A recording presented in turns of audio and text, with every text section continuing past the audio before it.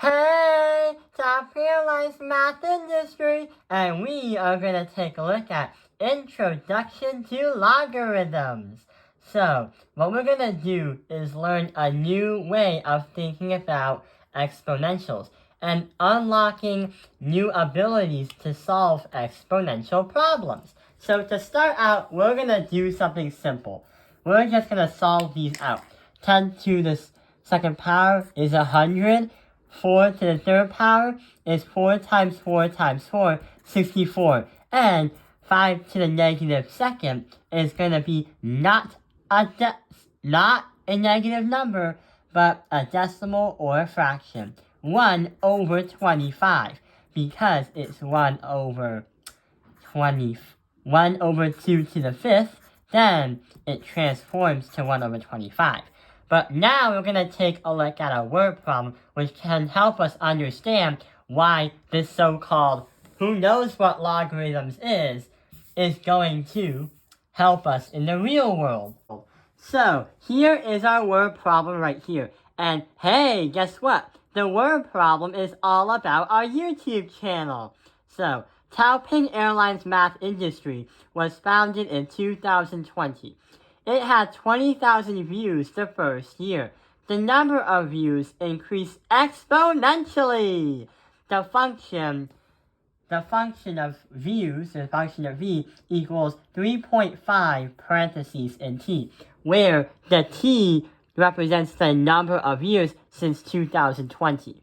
That is information that is very helpful. But the real question right here is estimate in years when Taiping Airlines Math Industry would reach 150,000 views. So let's try to come up with an equation on a separate piece of paper what this might look like. So we can say that the starting point after 1 year is going to be 20,000 views. That is going to be the principal, the start. And that's going to equal to a parentheses of 3.5 times the t. But hang on. There is something really confusing about this equation right here. We're trying to find the number of years when our channel would reach 150,000 views. But the problem is, you can't really do that because if t is the thing we're trying to find, or the x marks the spot, yeah, we're pretty much stuck. The reason why is, it's not like if there was an exponent and you don't know what the 20,000 was, you would definitely solve it and it's easy. But it's not like we know it's a square root, we don't know if it's a cube root, or we don't even know if it's a fourth. We have no idea what t is. So in this case, here's what we have to do. If we can't find what the exponent is, instead of trying to find the principal, which we usually would, because over here we found what the principal was. But assuming you had the same sheet, but you didn't have this, you did not have this, and this was taken away. Without those shaded out numbers, how would you do that? Well, here comes when the logarithms come in. The logarithms are actually a helpful strategy and a helpful method that can help us understand what the exponent is if you already know what the simplified answer is. So, a logarithm is an exponent. We have two things right here, two equations. The first one is in its logarithmic form. The second one is in pretty much the form that you've been seeing for the last few years when you're playing around with exponents. So, we have the log b of a equals x. That's trying to say, for the logarithm, because that's the name of the strategy, if you have a base of b and your simplified answer is a, then what exponent would get me to the letter a if I put it into this equation? But that's the same thing as saying right here, the base of that so-called missing exponent is going to bring me to that simplified answer. So it's another way of thinking about it. But uh-oh. You know how exponentials have a lot of rules in mathematics? Turns out you can't logarithmic everything that's possible. The reason why is, 1, you can't have fractions. When you can't have negative exponents because they'll become fractions. But hey, you actually can. I actually take that back. What the actual restrictions are is if b has to be greater than 0. The exponent cannot be a 1, because if it was a 1, then it would pretty much be by itself. Like 9 to the power of 1. 9. How about 7 to the power of 1? 7. Sounds kind of boring. B cannot be 0 because everything would just be 1. This method would not work when B is 0, but the letter A has to be greater than 0. Let's try to actually solve a problem. So we know the rules of the game, and we know what to do.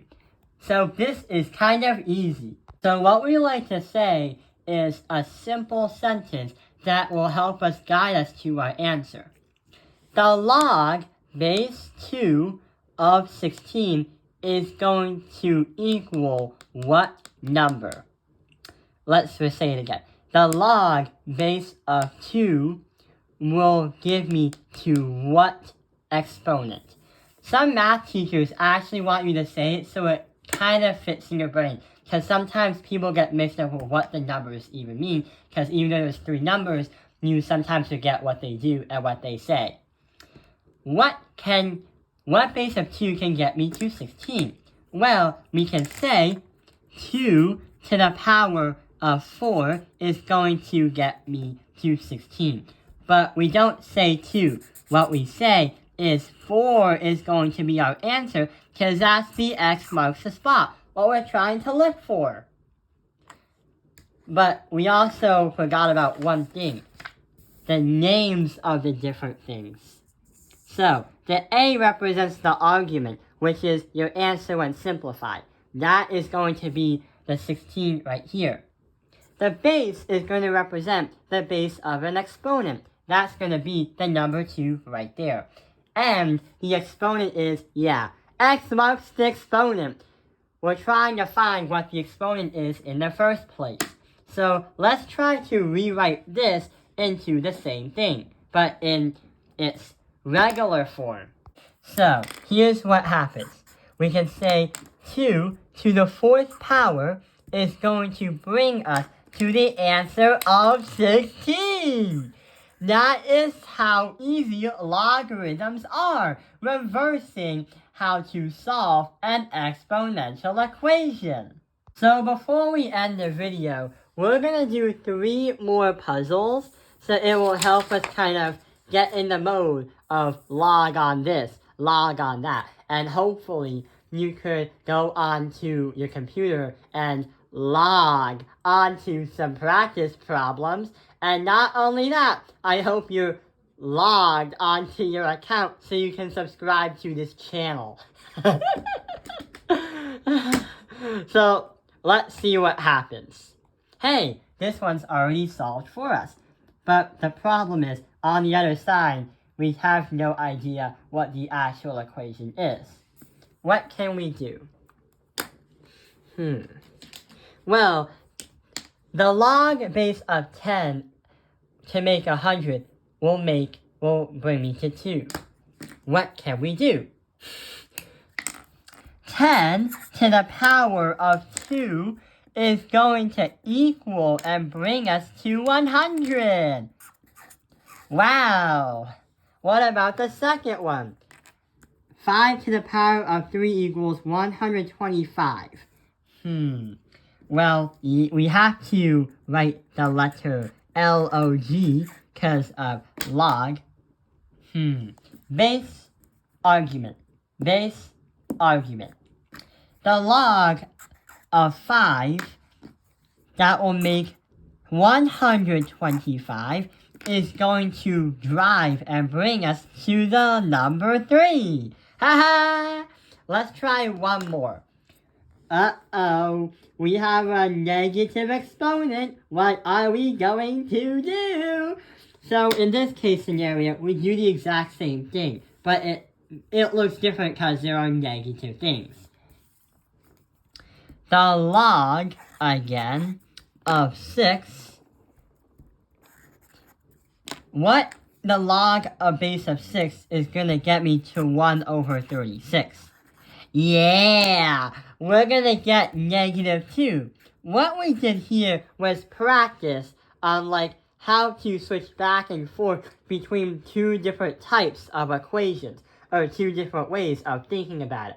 Here is when we try to solve an equation with exponents, exponential equations, but here we try to do the opposite, or we try to find the exponent.